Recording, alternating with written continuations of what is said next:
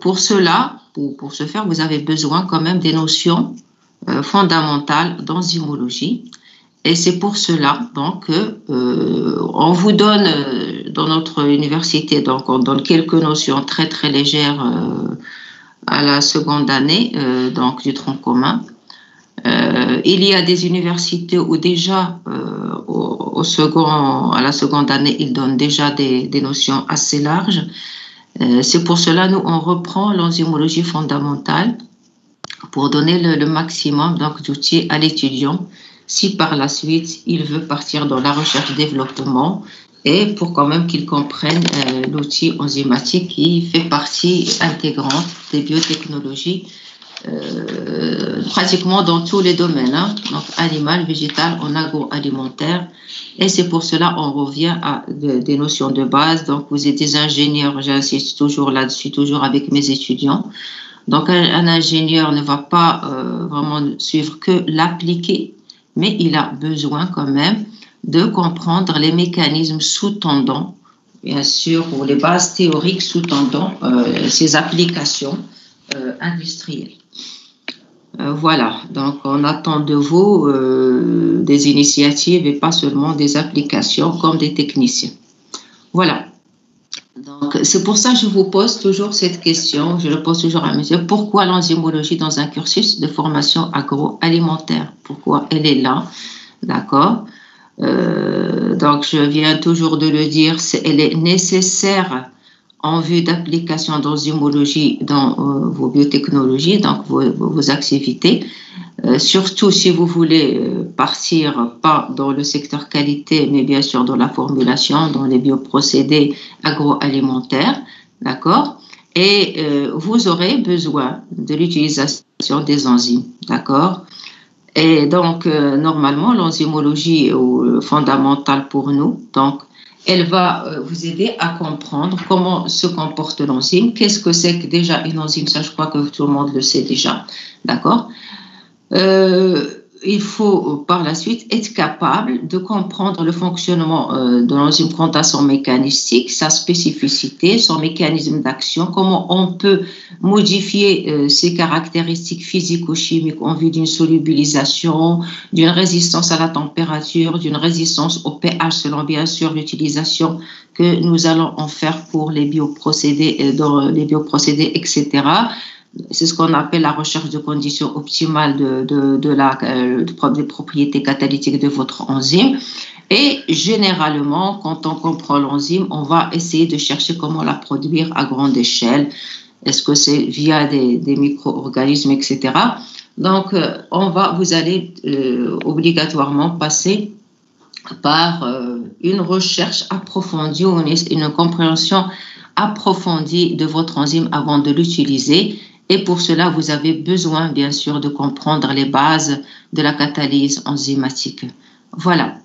Vous le savez aussi bien que moi, je suppose, que nous dépendons des enzymes, d'accord, pour toute activité biologique. C'est-à-dire, pratiquement, moi, je dis toujours à mes étudiants, les enzymes et l'énergie, c'est l'âme de tout être vivant.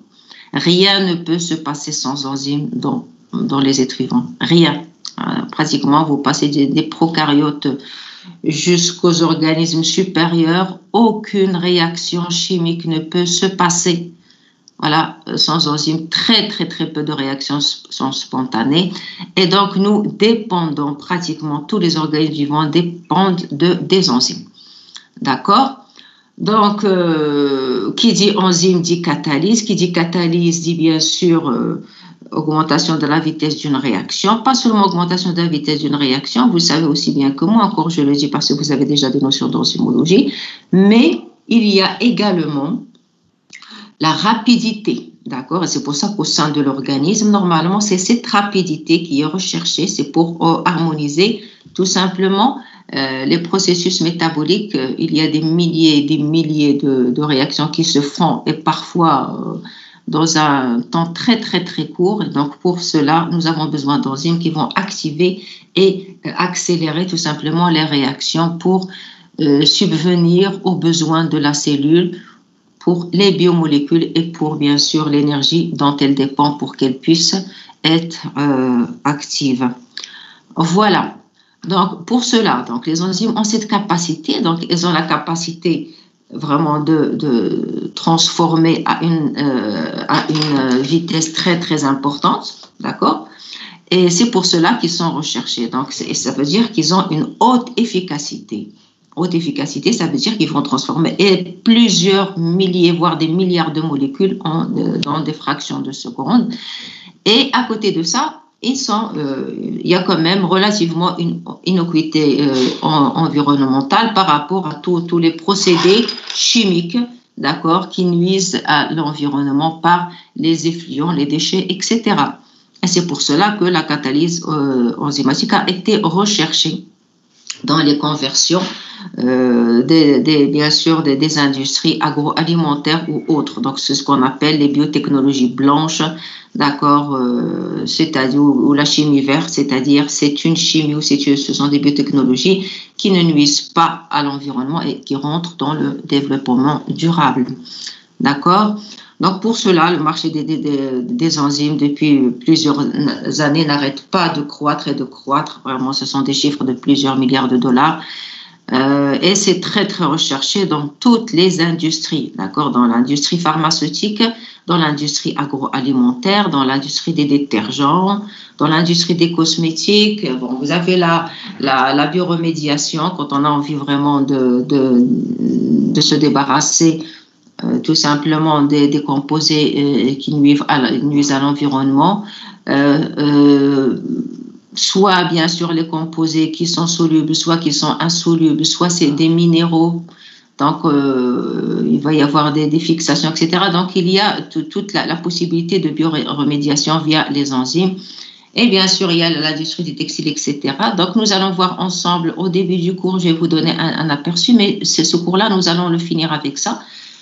Nous allons le finir par l'industrie agroalimentaire et l'utilisation des enzymes dans l'industrie agroalimentaire.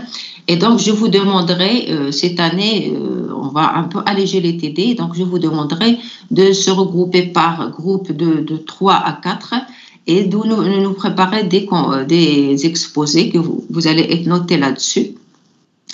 L'année dernière, c'est ça qui a vraiment permis de donner la note de TD pour les étudiants.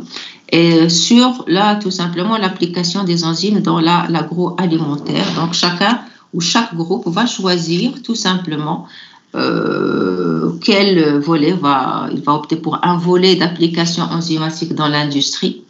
Et donc, nous allons le discuter ensemble via un exposé de l'étudiant. Voilà. Donc, oui, il y a quelqu'un qui veut parler, allez-y. Yeah. D'accord. D'accord. Moi, comme je ne vois plus, parce que comme j'ai vu le diaporama, donc je ne vois plus les... Donc, on va peut-être s'arrêter peut-être un tout petit peu avant la fin du cours s'il y a des questions. Parce que ici, comme je ne vois pas la partie, donc, notification, si vous avez besoin de quelque chose, donc je ne peux pas me rendre compte, d'accord? Donc, on va peut-être à un certain moment arrêter les diaporamas pour que je puisse entendre si vous avez des questions. Mais n'hésitez pas, si vous avez des questions, je vous entends. Donc, n'hésitez pas. N'écrivez pas, mais parlez. Voilà, donc ici, c'est un camembert qui vous représente globalement. Donc, j'ai pris celui-là, vous allez trouver plusieurs sur Internet. Mais j'ai pris celui-là parce qu'il y a plus le côté agroalimentaire, plus en détail par rapport aux autres industries. Donc, les autres industries, on va en parler rapidement, mais ils vont vous intéresser moins. D'accord? Donc, ici, vous voyez sur votre camembert les amyloglucosidases, pratiquement tout le côté amidonnerie. D'accord? Les amylases, les glucose isomérase. Donc, là, pratiquement, c'est l'industrie du sucre.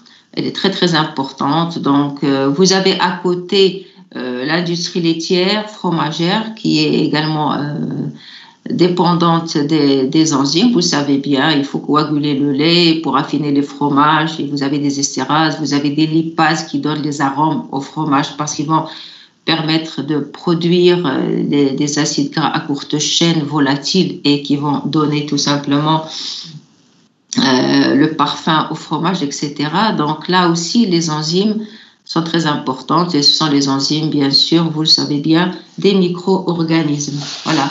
Vous avez une partie détergent, et là, vous savez bien que vos détergents dans vos machines à laver contiennent des enzymes. Vous avez des amylases, des lipases, des protéases, etc. Et c'est comme ça que la machine à laver maintenant arrive. Même maintenant, même dans la lessive à main, c'est pour ça qu'on vous dit de mettre juste un petit peu de lessive et vous mettez vos vêtements, vous attendez un petit peu et pratiquement vous avez les détaches qui partent. C'est tout simplement parce qu'il y a des enzymes qui vont pratiquement hydrolyser les taches, bien sûr, d'amidon, les taches de gras, les taches bien sûr, s'il y a d'autres taches. Et donc là, vous allez avoir, il suffit de frotter un tout petit peu, voilà, pour activer et ça, vous avez toutes vos tâches qui partent. Donc l'industrie des détergents dépend énormément également des enzymes. Et après, vous avez divers, vous avez les textiles, vous avez le vin, la bière, et bien sûr la brasserie et tout ça qui dépendent énormément des enzymes. Et ça, c'est depuis des millénaires. Voilà. Donc là, vous voyez grosso modo l'agroalimentaire ou le marché de l'agroalimentaire, voilà, est tout simplement lié intimement au marché des enzymes. Peut-être un peu lié intimement, c'est un peu trop, mais il y a énormément donc, de bioprocédés qui dépendent d'enzymes. D'accord. Donc là, je donne un chiffre, c'est à peu près environ 65%, voilà, pour que représente l'industrie agroalimentaire. Donc, elle se trouve pratiquement en tête. Parfois, c'est elle qui se trouve en tête. Parfois, ça, vous allez voir si vous recherchez par vous-même. L'industrie pharmaceutique est également énormément dépendante des enzymes. Donc, vous avez l'agroalimentaire avec l'industrie pharmaceutique et les détergents sont pratiquement les trois industries qui sont très, très preneurs ou très utilisatrices des enzymes. Voilà. Donc, la polymérisation de l'amidon, c'est-à-dire pratiquement tout le secteur du sucre, vous allez voir, dépend des enzymes parce que c'est comme ça que vous allez obtenir, via les amylases, bien sûr, décomposer l'amidon en glucose et bien sûr, via l'invertase, vous allez décomposer le saccharose en fructose et donc vous allez augmenter le pouvoir sucrant. Via le fructose, vous allez pouvoir faire des glaces, vous allez faire des crèmes, etc., lisses qui ne cristallisent pas. Parce que le fructose ne cristallise pas par rapport au glucose et il a un pouvoir sucrant meilleur, etc. Donc, vous avez l'industrie des sucres repose énormément sur les enzymes. Vous avez également les produits laitiers, comme je viens de le dire, pour coaguler le lait, pour fabriquer le petit lait, pour bien sûr affiner les fromages, etc. Vous avez les boissons pour la clarification, bien sûr. Vous êtes obligé donc de passer, bien sûr, par des enzymes qui vont pratiquement permettre d'enlever la clarification, c'est-à-dire et la couleur, et bien sûr, vous allez décomposer toute la partie du fruit, bien sûr, qui va rester, qui va troubler le jus de fruits. C'est pour ça qu'on parle de clarification des boissons, des jus de fruits. Voilà, donc les enzymes, grosso modo, je vois également l'alimentation animale, très très importante. C'est comme ça d'ailleurs qu'on valorise certains déchets pour pouvoir le donner aux animaux. Il y a des protéases, bien sûr, pour mettre tout simplement pour les animaux la possibilité. Donc là, c'est mettre à la disposition, bien sûr, des animaux les composants alimentaires qui vont être bien sûr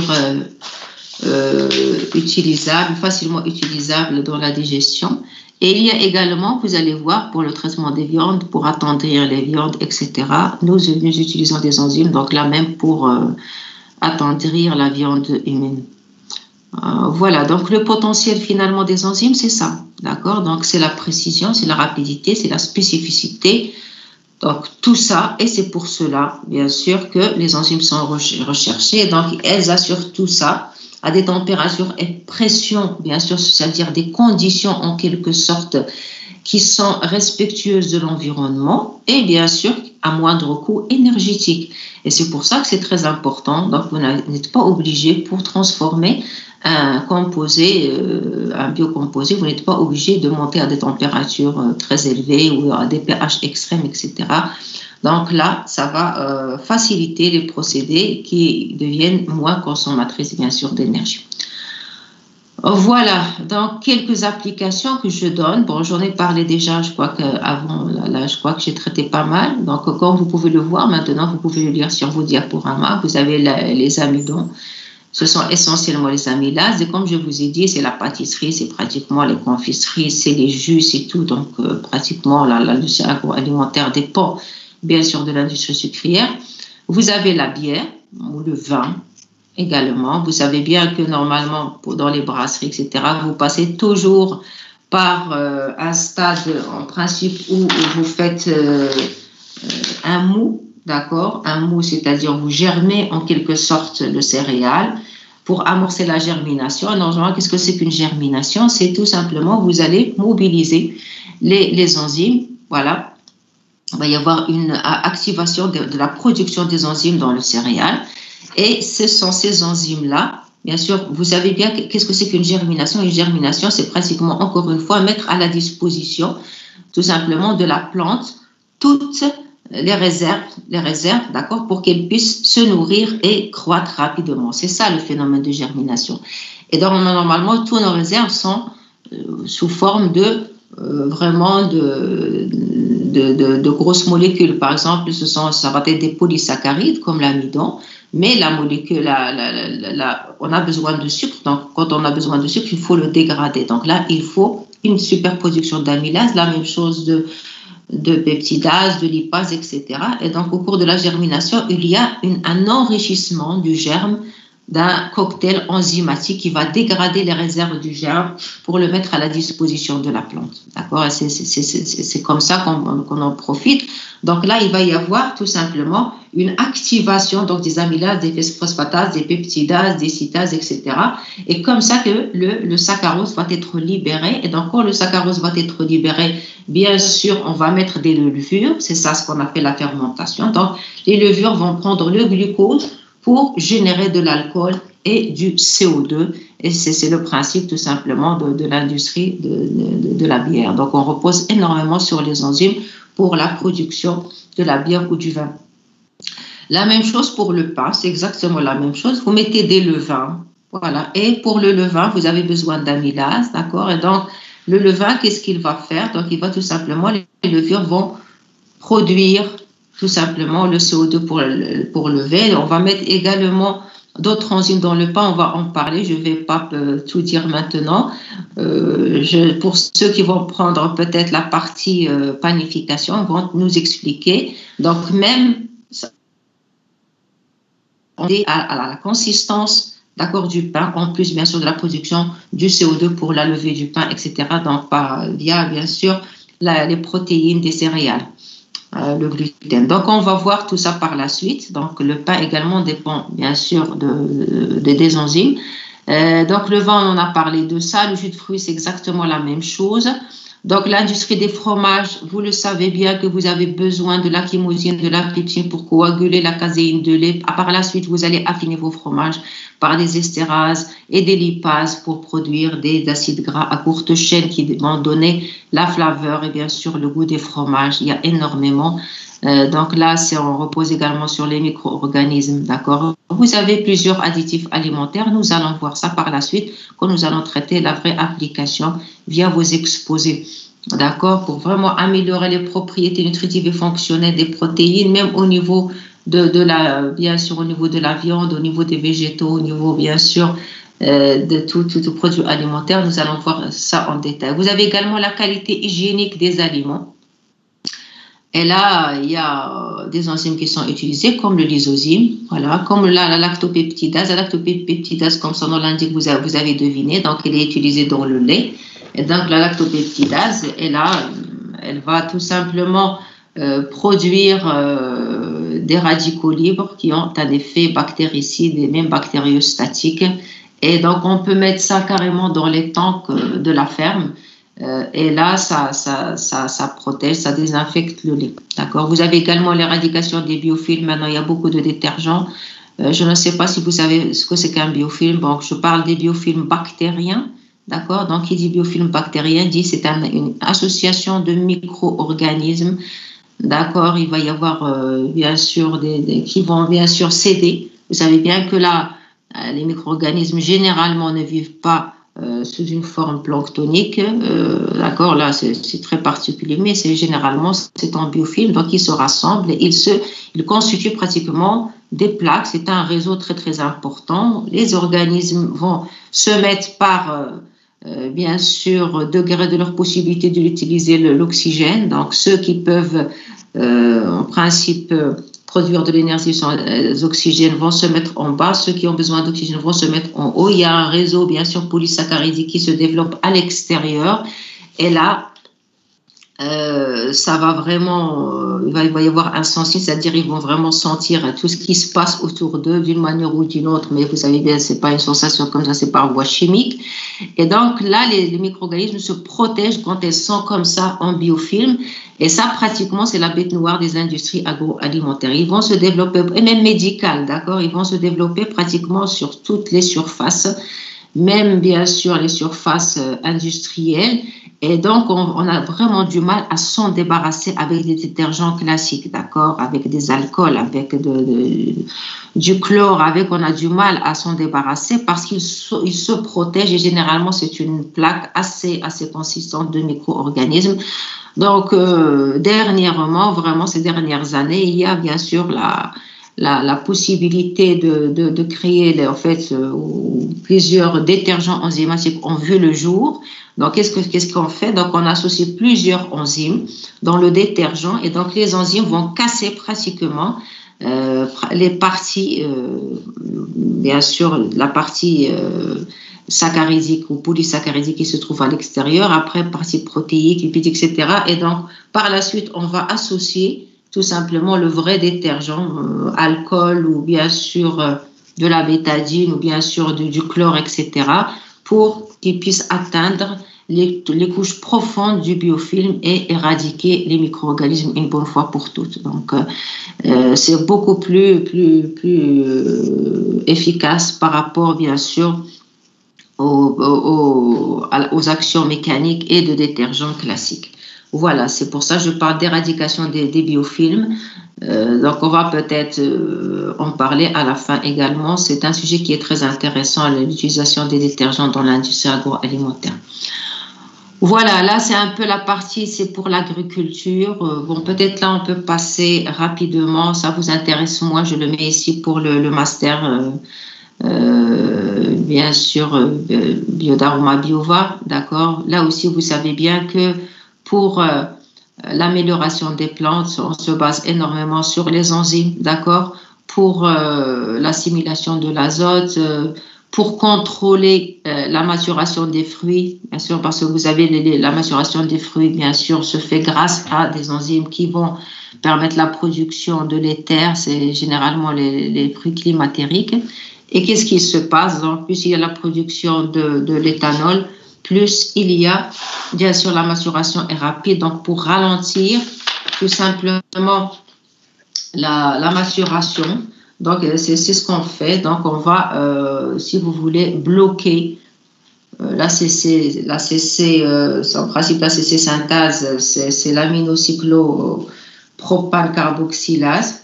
D'accord? Et vous allez ralentir la maturation des fruits. Vous pouvez également produire bien sûr, regardez ce que je vois sur mon diaporama. Vous voyez une orchidée blanche. D'accord? Et vous avez une orchidée. Normalement, il n'y a pas d'orchidée blanche. C'est très recherché, mais normalement, ça n'existe pas les orchidées blanches naturellement.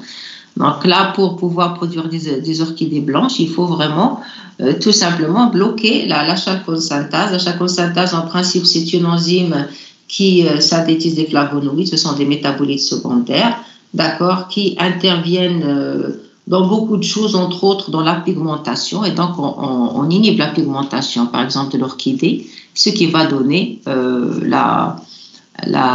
une orchidée blanche. La même chose, vous savez que dans notre temps, donc les tomates, on ne peut pas conserver longtemps les tomates parce que les tomates, en principe, rapidement, elles maturent et se brisent facilement. Actuellement, on peut conserver longtemps des tomates. Comment on peut arriver à faire ça? C'est en inhibant les polygalacturonases. D'accord? Donc, on inhibe les polygalacturonases. Donc, comme ça, vous allez avoir les parois, en principe, vont rester conservées, d'accord? Et donc, vous allez conserver longtemps vos tomates. Pour la clarification du jus de fruits, la même chose, pour qu'il n'y a pas de brunissement enzymatique qui est dû au jus de fruits. Vous allez voir, quand vous coupez une pomme, elle brunit rapidement. D'accord? Quand vous coupez un avocat, ça brunit rapidement. D'accord? Ça, c'est une enzyme qui est très, très importante. C'est la polyphénol oxydase. Donc, pour inhiber bien sûr la coloration ou bien sûr clarifier le fruit, donc on va tout simplement inhiber la PPO, c'est-à-dire la polyphénol oxydase. Comme ça, on va avoir un jus de fruits clair et clarifié, où on va avoir des fruits tout simplement clairs. C'est pour ça, généralement, vous voyez, il faut mettre le citron dessus pour inhiber l'oxydation du fruit. Voilà, la même chose pour l'industrie animale, c'est ce que je vous ai dit tout à l'heure. Donc, pour l'alimentation animale, on va tout simplement, tous les débris des abattoirs, voilà, on va mettre des enzymes pour que ce que je vous ai expliqué tout à l'heure, voilà, qui vont dégrader la matière pour la rendre un peu accessible ou assimilable par les animaux. La même chose pour les huiles, c'est très, très important l'utilisation des enzymes, d'accord?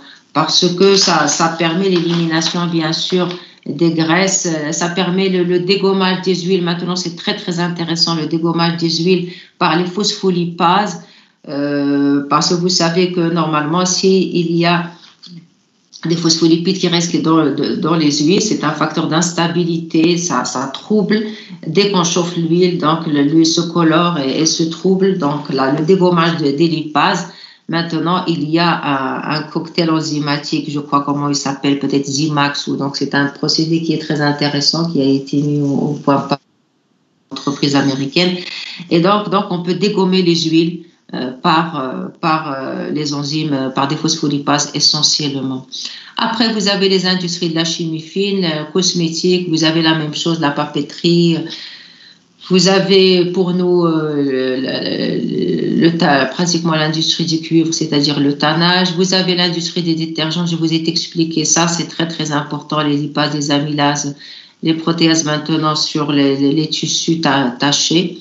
Et la même chose pour affiner aussi le textile, pour désencoller, le désencollage enzymatique. Vous avez le blanchiment, vous avez le dégommage, parce qu'en principe, le ver de soie, normalement, quand il tisse, en principe, il y a vraiment c'est comme une gomme, ça s'appelle en principe la séricine, qui reste au niveau de la fibre. Et il faut par la suite, pour affiner la soie, s'en débarrasser. Donc là, également, nous avons besoin d'enzymes pour faire ça. D'accord, donc généralement, donc, ce sont des amylases qui sont utilisées au niveau des tissus pour lessiver la soie, etc.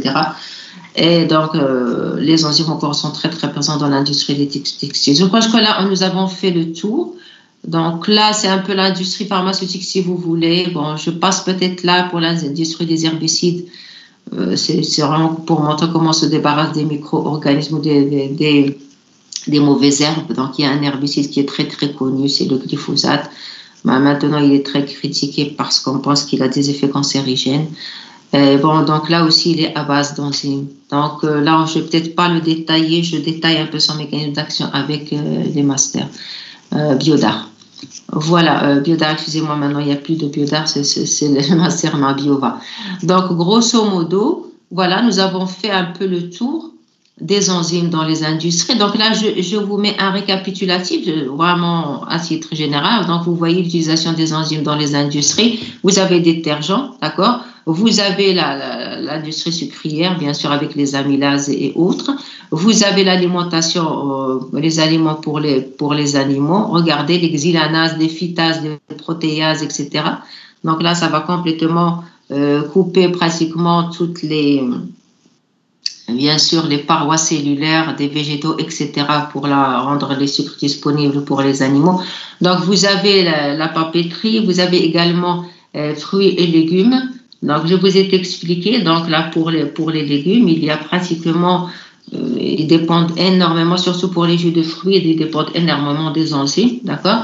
Donc, vous avez des polygalacturonases, vous avez des amylases, et également, vous avez des arabinases. Donc, tout ça, tous ces enzymes vont enlever, dégrader la paroi de la cellule végétale, donc pour clarifier. La même chose, donc vous avez l'industrie gaspésienne, donc on n'en va pas en parler parce que c'est pas tellement votre domaine. Les produits laitiers, donc l'industrie des alcools, vous avez les boucheries, textiles, boulangeries, bières et tanneries. Donc là, à côté, par la suite, je vous mets pratiquement des enzymes. Donc quand vous allez faire vos choix par la suite pour vos sujets, ça va porter un peu, si vous voulez, sur ce tableau-là. Donc là, vous voyez, là, je l'ai pris d'un cours et moi, je trouve qu'il est bien ce tableau parce que là, il vous montre, grosso modo, donc l'essentiel des enzymes utilisées dans l'industrie alimentaire. Donc, vous avez les alpha-aminases, vous avez le papaïne, broméline, la ficine et la trypsine. Ce sont des protéases, la chymosine, la même chose, qui est utilisée dans la coagulation du lait. Vous avez la même chose, la pepsine, très utilisée dans la coagulation dans l'industrie laitière. Vous avez les lipases et estérases, très importantes dans les fromageries, dans la maman pour donner des flaveurs, et vraiment pour affiner bien sûr tout ce qui est graisse. Vous avez les lipo-oxygénases utilisées dans le pain. Vous avez le lysosine et lactoperoxydase. Je viens d'en parler tout à l'heure pour la qualité hygiénique des produits, etc. Donc là, un tas d'enzymes qui sont très utilisées dans l'industrie alimentaire sont récapitulées dans ce tableau-là. Voilà, donc ici je finis par le développement durable, c'est-à-dire c'est très important quand même parce que l'utilisation des enzymes préserve en quelque sorte, d'accord, contre les déchets qui sont néfastes pour l'environnement. Donc l'utilisation des enzymes préserve l'environnement en quelque sorte, d'accord, donc il rentre bien sûr dans l'industrie qui préserve tout simplement l'environnement, l'industrie verte, et bien sûr entre dans le développement durable. Voilà.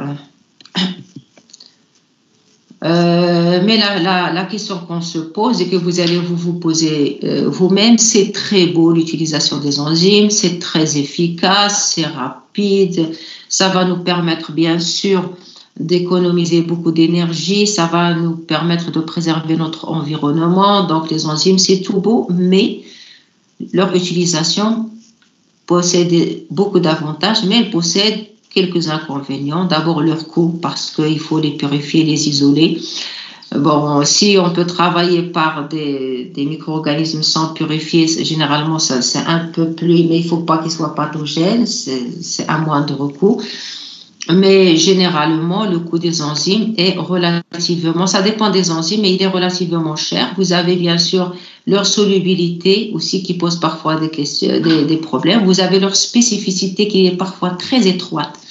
Et donc, normalement, quand on a envie de les utiliser à grande échelle, donc parfois la spécificité est très importante. Par exemple, pour l'industrie pharmaceutique, c'est très, très important. Parce que quand on a envie de viser une enzyme dans un processus métabolique quelconque au sein de l'organisme, on vise la spécificité pour ne pas qu'elle touche d'autres voies métaboliques que nous n'avons pas envie qu'elles soient bien sûr perturbées. Donc la spécificité, parfois, elle est très, très recherchée et très, très importante.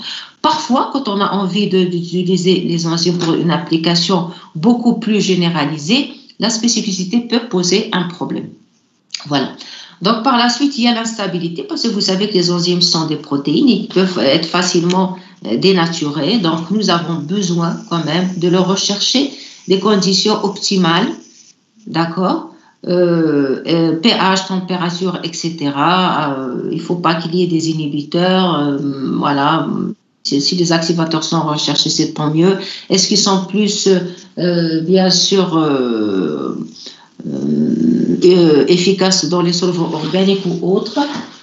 Donc ça dépend, d'accord, parce que parfois on recherche des enzymes qui sont comme les lipases, plus efficaces dans les solvants organiques. Voilà, donc là, l'utilisation d'enzymes n'est pas simple. Il faut une très très bonne connaissance derrière ça, une très très bonne connaissance derrière ça. Et pour cela, donc, il faut travailler. Donc, c'est pour ça l'enzymologie fondamentale est très, très importante. Vous devez comprendre comment une enzyme agit. Vous devez comprendre comment son mécanisme d'action est là, c'est-à-dire qu'est-ce qui est requis pour optimiser ce métabolisme d'action, qu'est-ce que sont les acides aminés qui appartiennent aux sites actifs. quelles sont les conditions optimales de pH, température et autres qui vont faciliter ou augmenter l'efficacité des enzymes, comment on peut l'inhiber, comment on peut l'activer. Parfois, on repère une enzyme, pas pour l'utiliser, mais pour l'inhiber ou pour l'activer dans un organisme vivant. Et là, il faut comprendre comment je vais moduler cette activité. Et c'est pour ça, tout simplement, que nous avons besoin des bases. Et c'est pour ça que ce cours est là. Donc, en fait, toute cette première partie introductive, je l'ai faite. Bon, c'est pas pour vraiment perdre du temps, mais c'est pour vous montrer, c'est pour vous motiver à ce cours-là, c'est-à-dire pour que vous voyez l'importance des enzymes, l'importance de maîtriser le fonctionnement des enzymes, d'accord, pour l'option d'ingénierie que vous avez choisie, et pour bien sûr comprendre pourquoi on vous a mis ce cours au début tout simplement de votre cursus, c'est-à-dire en première année. D'accord? Parce que c'est un cours qui est un peu barbant dans le sens où il y a beaucoup de notions fondamentales.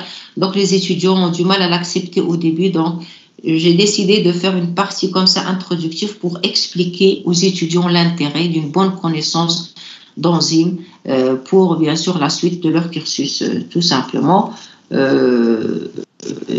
d'ingénierie. Vous êtes toujours là? Oui, madame. Voilà, ça se passe oui, bien. Madame. Vous me suivez bien, il n'y a pas de problème, pas de questions? Non, ça se passe bien. Ne dormez pas surtout. Vous voyez, moi aussi, je préfère le cours en présentiel. Parce que j'ai l'impression que je parle là. Ce n'est pas du tout évident, mais bon, il faut que je m'habitue tout simplement. Alors, mais j'aimerais bien quand même avoir mes étudiants, à voir un peu dans leurs yeux, je détecte s'il y a quelque chose qui n'est pas clair, s'il y a quelque chose qui est clair. Parfois, je reprends parce que juste en regardant mes étudiants, je peux détecter s'il y a des problèmes. Et même s'il y a des étudiants qui ont du mal à parler, donc je détecte. Mais là, vraiment, là, je suis complètement démunie. Excusez-moi. Voilà, donc, en tout cas, ça se passe bien. Rassurez-moi. OK. Madame. D'accord. Donc là, on va maintenant rentrer dans pratiquement la pratique, enfin, c'est dans les notions fondamentales. Donc, regardez ce que je vais faire. Là, comme je ne sais pas maintenant qui a fait l'enzymologie, qui n'a pas fait l'enzymologie. Donc, ce qu'on va faire. Cette première partie, disons les 4 heures là, ou les séances de cette semaine, vont être essentiellement sous forme de révision. Donc, je ne sais pas, ça va dépendre de notre rapidité. Donc, c'est une révision donc, des notions que vous êtes censé connaître. D'accord? Donc, vous êtes censé connaître tout ça. Donc, moi, je révise, c'est pour mettre à niveau. Parce qu'on m'a dit qu'il y a des DUT. Donc, pour les DUT, ça, à mon avis, n'ont peut-être pas en vue d'enzymologie. Et nous recevons généralement même des troncs communs qui n'ont pas fait d'enzymologie. Par contre, nous recevons des troncs communs qui ont fait une enzymologie très détaillée. Donc, pour le moment, pour remettre à niveau tout le monde, je vais rafraîchir vos mémoires quant à l'enzymologie, quant aux notions de base de l'enzymologie. D'accord? Voilà, donc je commence par, bien sûr, la discipline, vous la connaissez, nous allons nous intéresser aux enzymes tout court. D'accord? Les enzymes tout court, vous le savez bien, ce sont des protéines, mais pas n'importe quelle protéine. Vous avez des protéines qui sont structuraux, vous avez des protéines de signalisation, vous avez des protéines qui sont là pour sous forme d'hormones, mais là, vous avez des protéines, pratiquement les protéines les plus hautement spécialisées, ce sont les enzymes. D'accord? Donc, ce sont les enzymes. D'accord? Donc, quand est-ce qu'on parle d'enzymes? D'accord? Pour parler d'enzymes, il faut me dire 2 choses. Est-ce qu'il y a quelqu'un qui peut me le dire? Quelles sont les 2 choses qui caractérisent quand est-ce que je peux parler d'une enzyme? Allez, interagissez un peu avec moi. Allez-y, qui c'est qui veut parler? Catalyseur biologique. Ce sont des catalyseurs biologiques. Voilà, c'est une bonne question, c'est une bonne réponse, mais c'est une réponse, je vais vous reposer la question, la personne qui a répondu, qu'est-ce que c'est qu'un catalyseur? C'est-à-dire, elle accélère la réaction, elle augmente la vitesse. C'est tout? Et spécifique. Non, mieux que ça. Voilà. Voilà, parce que là, c'est très important. Je parle ici, je le précise, parce que c'est très important. Voilà, définir déjà une enzyme, c'est très important. Donc, c'est un catalyseur, donc il augmente la vitesse d'une réaction. Je suis parfaitement d'accord avec madame qui a répondu. Mais après, il y a autre chose qu'il faut me rajouter. Ça, ce n'est pas suffisant. Il baisse l'énergie d'activité. Très bien, mieux que ça. Parce que l'énergie, même un catalyseur chimique, bon, mieux que ça. Elle ne doit pas changer de forme au cours de la réaction. Très bien, ça c'est ce que je cherchais, c'est-à-dire il n'est pas consommé au cours de la réaction. Donc je ne peux parler d'un catalyseur. Quand il augmente la vitesse de la réaction, c'est une première des choses. Et la seconde des choses, c'est qu'il n'est pas consommé au cours de la réaction, c'est-à-dire qu'on va le retrouver intact à la fin de la réaction. Vous voyez? Donc ça, ce sont les deux choses qui sont très, très importantes et qui définissent le catalyseur biologique. Et donc, qui dit, bien sûr, donc, quand je dis un pouvoir catalytique, donc le pouvoir catalytique, c'est ça.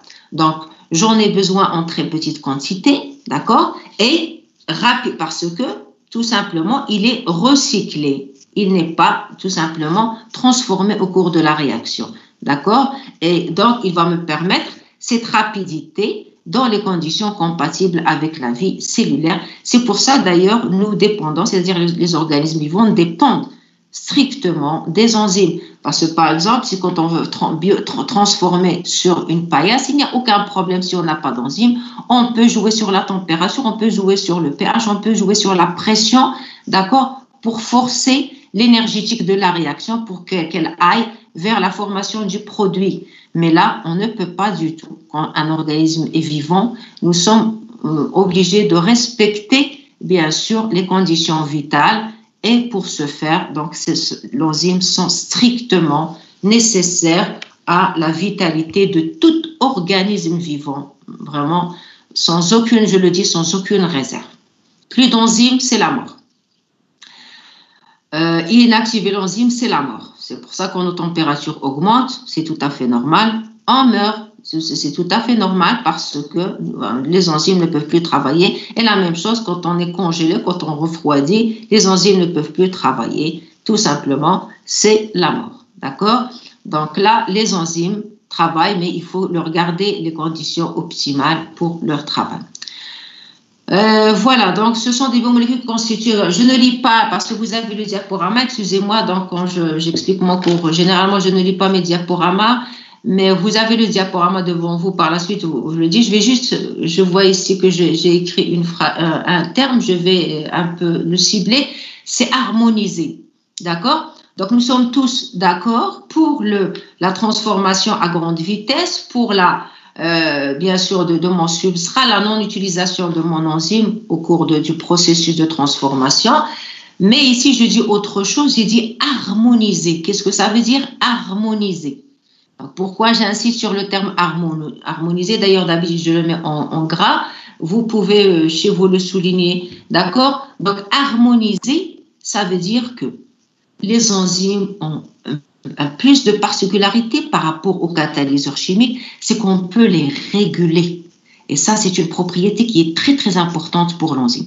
Ça veut dire que vous avez un processus métabolique, il se déroule, mais il ne va pas se dérouler bêtement. Si l'enzyme arrive à catalyser, à augmenter la vitesse, on ne va pas produire le produit, allez-y, au dépend, bien sûr, d'une déperdition énergétique ou au dépend d'une production d'un produit qui est tout simplement inutile ou qui va être carrément, il peut être toxique pour la cellule. Donc non, d'accord? Donc il va y avoir ce qu'on appelle une régulation. Une enzyme va travailler selon le rythme que demande, d'accord, le processus métabolique. D'accord? Si j'ai besoin de beaucoup d'énergie, si je travaille, si je réfléchis, si je cours, si je fais un effort, je vais activer la chaîne respiratoire, je vais produire un plus d'ATP, je vais subvenir à mes besoins énergétiques. Donc, bien sûr, qui dit activer la chaîne respiratoire, dit activer pratiquement tous les enzymes de la chaîne respiratoire Et également, je vais activer les enzymes de la glycolyse, je vais activer les enzymes du cycle de Krebs, parce que ce qui ravitaille la chaîne respiratoire, c'est le pouvoir réduit, c'est le NADH et le FADH2. Donc, je vais accélérer tous les processus métaboliques. D'accord? Donc, les enzymes vont être très, très actives et je vais alimenter ma chaîne respiratoire en NADH ou en FADH2 pour qu'elle me produise, grâce au complexe enzymatique de la chaîne respiratoire, de l'ATP qui va subvenir à mes besoins énergétiques. Par contre, si je n'ai pas besoin de beaucoup d'énergie, je suis tranquille, je conserve. D'accord? Je ne vais pas activer ma glycolyse. D'accord? Elle va rester bien sûr active, mais il va y avoir une production tout simplement à un débit qui est pratiquement, je ne vais pas dire lent, mais ça va dépendre bien sûr du métabolisme de basal, d'accord, mais relativement lent, d'accord. Et le glucose que j'ingère, je vais le mettre, il va partir vers les réserves de glycogène. Là, je vais activer tout simplement la glucogénèse et je vais mettre le glycogène de côté, d'accord. Au cas où, quand j'aurai besoin de plus d'énergie, je vais réactiver l'enzyme qui va dégrader le glycogène, c'est la glycogène phosphorylase, pour par la suite remettre le glucose dans le circuit du cycle de Krebs et de la glycolyse et bien sûr activer la production d'énergie, etc., etc. Donc, c'est-à-dire mes enzymes vont travailler, mais avec une harmonie, c'est-à-dire je vais livrer à la prochaine réaction le substrat dont elle a besoin au rythme dont elle a besoin. Et c'est ce que j'appelle harmoniser, c'est la capacité de régulation. Nous allons voir ça à la fin de ce cours. Ce sont les enzymes allostériques qui ont cette possibilité de réguler le métabolisme intermédiaire et d'harmoniser pratiquement le métabolisme intermédiaire des cellules. Regardez ce que je vous mets ici, ce n'est pas une puce. Si on est en présentiel, je vais vous amener la réelle. Elle est très grande. Bon, elle fait à peu près 2 mètres. Je l'ai dans mon bureau. Et là, c'est tout le métabolisme qui se déroule dans nos cellules. Là, c'est tout simplement tout ça, c'est ce qui se passe au niveau des cellules. Vous pouvez repérer la bêta-oxydation, le cycle de Krebs, la glycolyse, la synthèse, bien sûr, la dégradation. Là, je vois la bêta-oxydation, etc. La chaîne respiratoire également, je la vois. Bon, moi, c'est parce que je suis métaboliste, je détecte rapidement. Mais là, vous voyez tout le métabolisme intermédiaire, c'est énorme. Ce sont des milliers et des milliers de réactions qui se font. Et pour que tout ça soit harmonisé, vous voyez, c'est énorme. Ce sont les enzymes qui assurent cette harmonie, d'accord? Et c'est grâce à ça que toutes ces réactions peuvent tourner en même moment. Par moment, certaines de ces réactions ne tournent pas parce que la cellule n'en a pas besoin. Et donc, ils vont s'activer peut-être aux besoins de la cellule, mais la totalité reste harmonisée et reste productive. Et c'est ça qui permet tout simplement de préserver la vitalité des cellules vivantes. Bon, après, je reviens à cette chose qui est très, très importante. Donc, ce sont des protéines, mais c'est pratiquement, vous le savez aussi bien que moi, que la première expression de notre patrimoine génétique, ce sont les protéines. D'accord? C'est-à-dire, on ne va pas avaler des enzymes. Vous allez prendre parfois des magazines, moi je trouve ça souvent, voilà, dans ce médicament, il y a des enzymes, on ne peut pas avaler des enzymes. Si on avalait des enzymes comme ça, tous les problèmes métaboliques, tout pratiquement les maladies métaboliques qui sont vraiment très très difficiles à guérir, on n'aura pas de problème, on va avaler les enzymes et c'est fini. Et si on a besoin d'enzymes, on va les avaler. Non, on ne peut jamais avaler des enzymes, d'accord? On ne peut pas les prendre dans des cachets. C'est pas possible. Parce que dès qu'on avale une enzyme, automatiquement, au niveau gastrique, il est complètement dégradé à pH 2 de l'acidité gastrique. Et non, ce qu'on va assimiler, ce sont juste les acides aminés de cette enzyme, de cette protéine. Donc, les enzymes, c'est notre expression génétique, c'est notre organisme qui synthétise les enzymes, d'accord? C'est soit nous l'avons dans notre génome, si nous ne l'avons pas, si notre génome, il y a une mutation quelque part pour la synthèse d'une enzyme, on aura du mal à la synthétiser et ça va être un problème durant toute notre vie. D'accord? Bon, il y a la thérapie génique qui est promettrice, mais bon, pour le moment, c'est quelque chose qui est très, très difficile à guérir. Donc, il faut contourner cette voie métabolique. Donc, par la médecine, on arrive parfois à contourner ces voies métaboliques qui sont défaillantes. Parfois, on n'arrive pas à les contourner. On vit avec la maladie toute sa vie. Donc, les enzymes, c'est notre patrimoine génétique. Donc, c'est nous qui allons les synthétiser et nous allons les synthétiser selon le besoin. D'accord? Si je ne prends pas beaucoup de lait, d'accord, je ne vais pas synthétiser la lactase.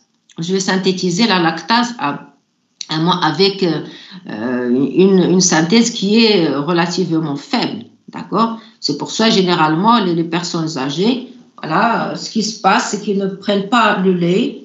Et au bout d'un moment, quand ils prennent le lait, qu'est-ce qui se passe? Ils vont tout simplement avoir des problèmes intestinaux parce qu'ils vont avoir des problèmes pour digérer le lait parce qu'ils n'ont plus assez de lactase qui est produit tout simplement au niveau, bien sûr, intestinal et donc ils ne vont pas le digérer. D'accord? Donc, nous avons beaucoup de lactase qui est synthétisée au début quand nous sommes bébés parce que nous vivons sur le lait.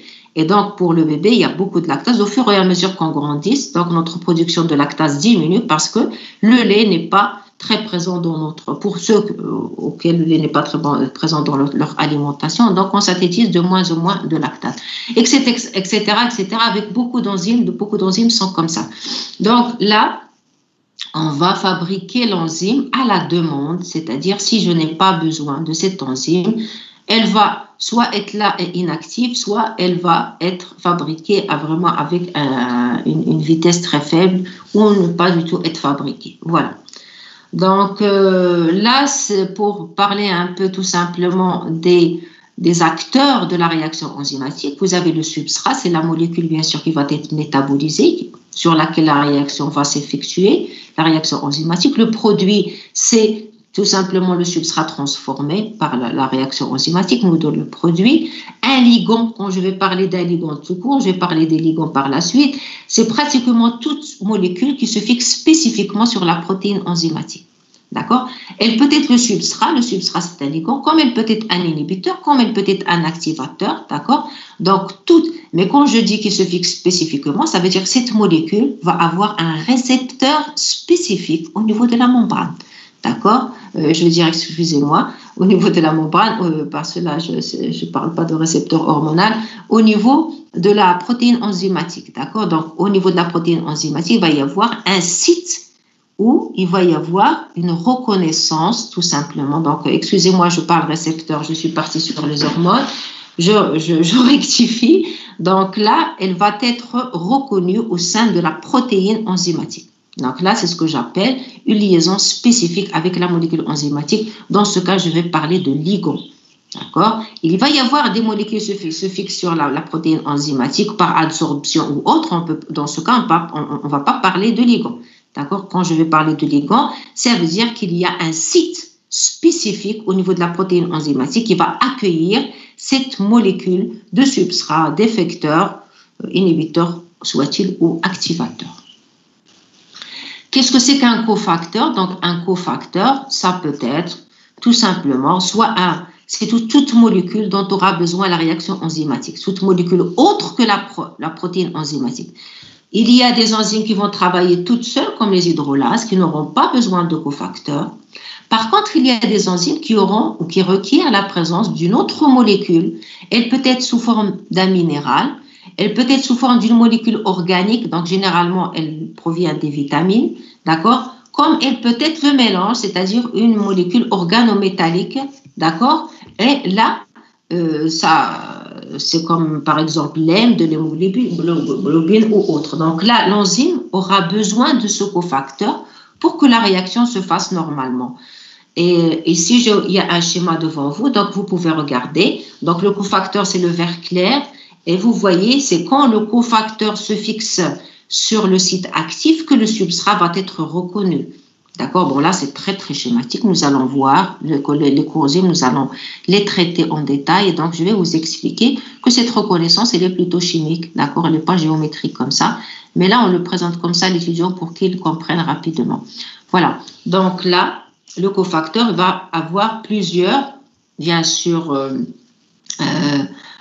moyen d'agir dans le processus enzymatique, soit il va transporter, soit il va fixer juste provisoirement un substrat pour le rendre par la suite, soit il va carrément il va faire partie du site actif. C'est-à-dire si on enlève ce cofacteur, l'enzyme ne travaille pas du tout, carrément, parce que ce cofacteur, comme un ion métallique, il appartient au site actif. Comme par exemple l'hémoglobine, vous avez un fer au niveau de l'hémoglobine, et c'est ce fer qui fixe l'oxygène qui est transporté au niveau de la circulation sanguine. Donc, si le fer, on extirpe le fer, l'hémoglobine ne sert plus à rien. D'accord? Vous avez par exemple une carboxypeptidase à zinc.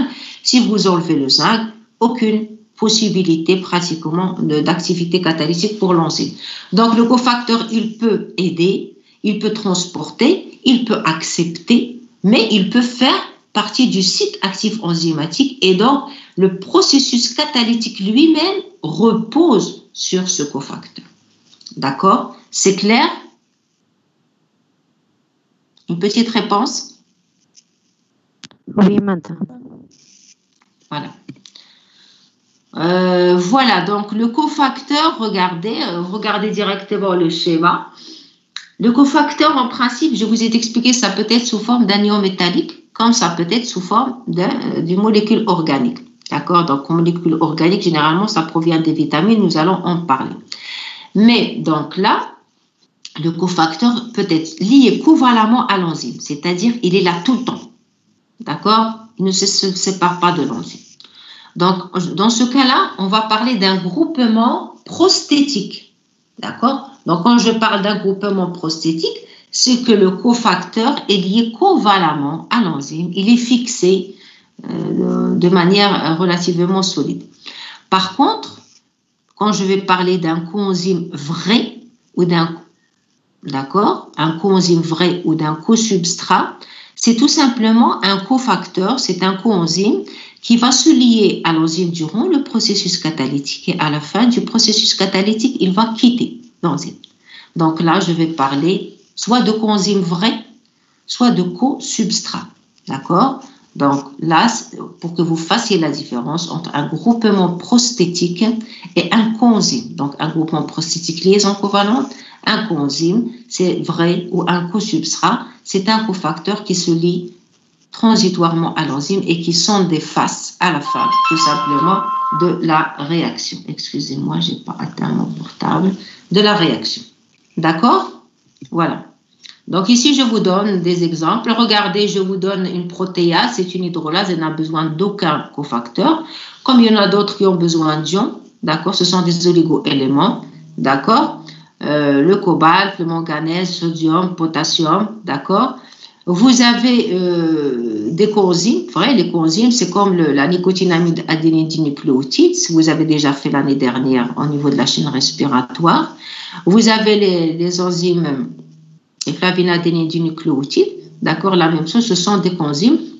Le FAD, je ne sais pas, on a dû vous expliquer ça l'année dernière, le FAD, il appartient au complexe de la chaîne respiratoire, si vous vous rappelez. Et le FAD, c'est un groupement prostétique parce qu'il est lié covalemment, d'accord? Par contre, le NAD, c'est un cosubstrat, il se lie à l'enzyme et ils sont défaits à la fin et ce sont tous les deux des déshydrogénases, d'accord? Donc, ce sont bien sûr les deux transporteurs principaux du pouvoir réducteur au sein des cellules biologiques. On va peut-être y revenir. Voilà, vous avez les peroxydases. Bon, les peroxydases, le groupement prostétique, c'est l'hème, c'est comme l'hémoglobine, c'est une oxydoréductase. Et là, c'est un groupement prostétique dont elle dépend. Voilà. Donc là, on va passer à autre chose. Donc, on va maintenant parler, toujours tout ça, ce sont des rappels. On va ici parler de la biocatalyse et de la thermodynamie et de la réaction enzymatique. Ça veut dire quoi? C'est-à-dire, il y a quelqu'un tout à l'heure qui m'a parlé d'énergie d'activation, donc ça me rassure. J'espère que tout le monde est au courant de l'énergie d'activation. C'est justement pour rappeler ça, tout simplement. Donc, deux choses, d'accord? Quand une réaction biochimique se déroule, vous savez que pour se dérouler, il a besoin de quelque chose. Elle peut se dérouler spontanément comme elle peut se dérouler non spontanément. Qui c'est qui peut me dire la différence entre les deux? volontaire ou une volontaire?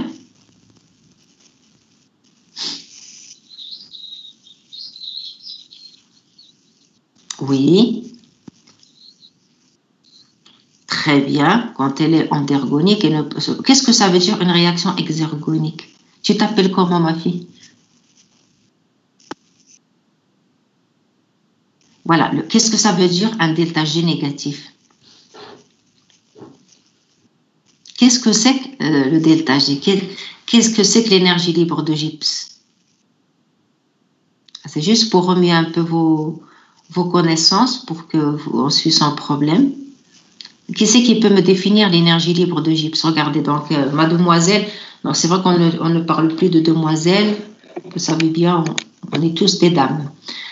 Là, elle m'a parlé d'énergie libre de Gibbs, d'accord? Elle m'a parlé d'un delta G. Donc, spontanément, elle m'a dit un delta G négatif, un delta G positif. Mais c'est quoi un delta G? C'est la variation d'énergie utilisable.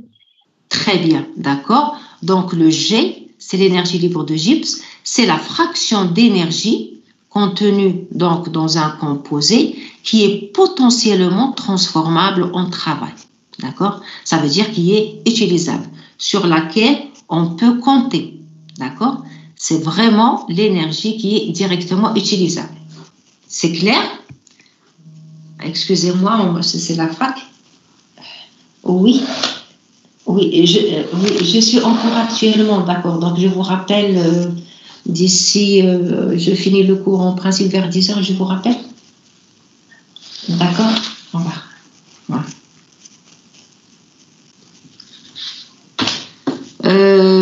Donc, excusez-moi. Donc, c'est ça le delta G. Et donc, votre ami m'a parlé d'énergie libre de Gibbs négatif. Ça veut dire quoi? Ça veut dire que, vous savez bien, le second principe de la thermodynamique, c'est vraiment un principe qui est très important, que vous ne devez pas oublier.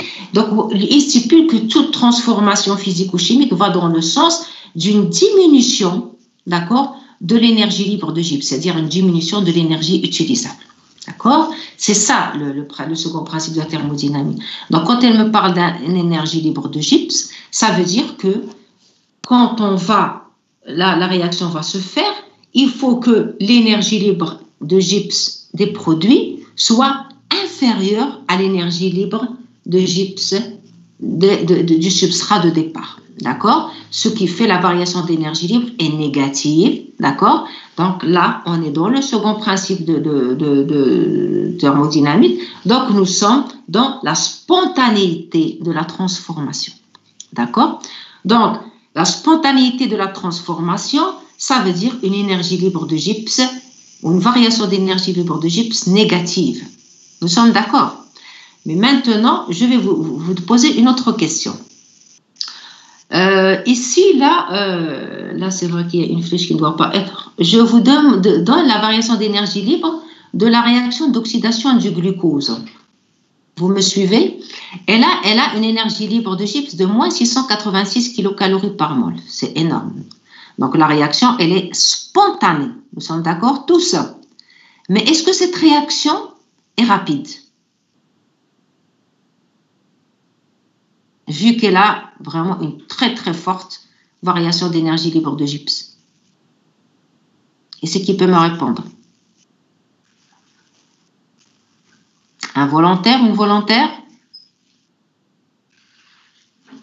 Quand vous vous taisez comme ça, je me dis peut-être la connexion est coupée, ça se trouve vous ne m'entendez même plus. Donc faites une réaction déjà que je sache que je suis toujours à l'écoute. Non, madame, la réaction du glucose est il n'est pas rapide du tout. Voilà, d'accord. Pourquoi qu'elle n'est pas rapide? Ça veut dire qu'il y a deux choses. Ça veut dire que la rapidité de la réaction ne dépend pas de la variation d'énergie libre de Gibbs. C'est ce que je veux vous véhiculer. Malgré que la réaction est très énergétique, elle est très spontanée, elle n'est pas rapide. Pourquoi? Donc, la vitesse de la réaction dépend de quoi?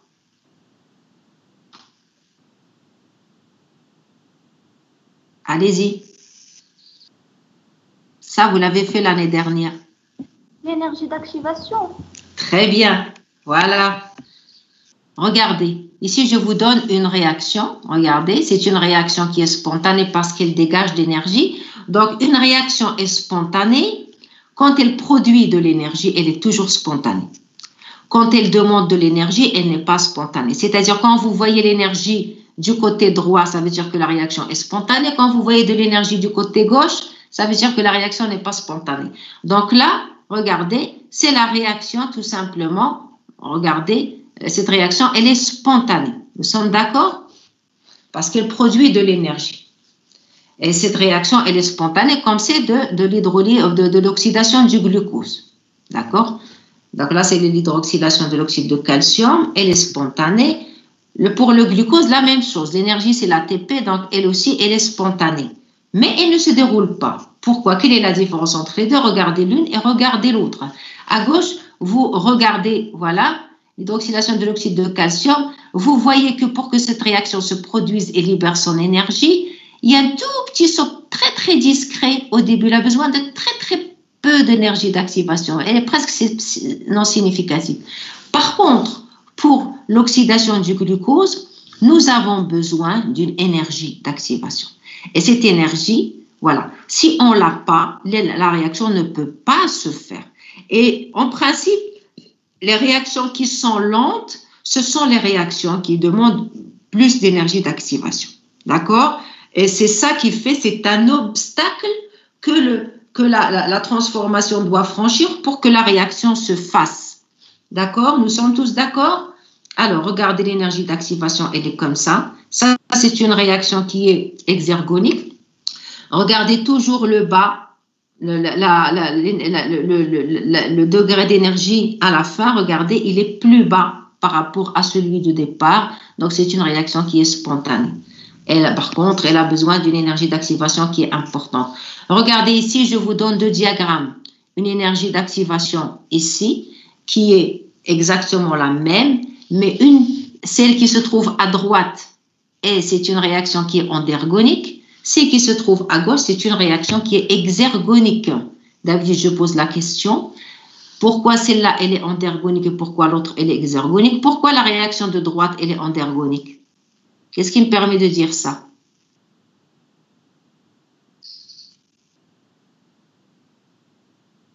Si vous avez suivi avec moi, vous deviez être capable de répondre là. Les produits plus haut par rapport au... Très bien. Voilà, regardez, le niveau énergétique final, il est plus haut que le niveau énergétique initial. Donc, ça veut dire que cette réaction, voilà, a consommé de l'énergie. Ça veut dire que c'est une réaction qui est endergonique. Par contre, celle qui se trouve à gauche, vous voyez le niveau énergétique final est plus bas que le niveau énergétique initial. Donc, ça veut dire que la réaction a produit de l'énergie. C'est une réaction qui est spontanée. D'accord? Et donc, regardez vers le bas. D'accord? Je vous mets l'expression de la vitesse. La vitesse de la réaction dépend c'est A. Bon, A, c'est déjà trois constantes, donc je ne vais pas rentrer dans les détails, mais en tout cas, grosso modo, le A, c'est une constante. Exponentielle de moins EA sur RT. Donc, EA, c'est l'énergie d'activation. Le R, c'est la constante des gaz parfaits. Et la température, tout simplement, en degrés Kelvin, représente le T. D'accord? Donc, la vitesse de la réaction dépend de quoi? Maintenant, vous pouvez le dire rapidement. Voilà, elle ne dépend pas de la variation d'énergie libre, elle dépend de l'énergie d'activation et de la température.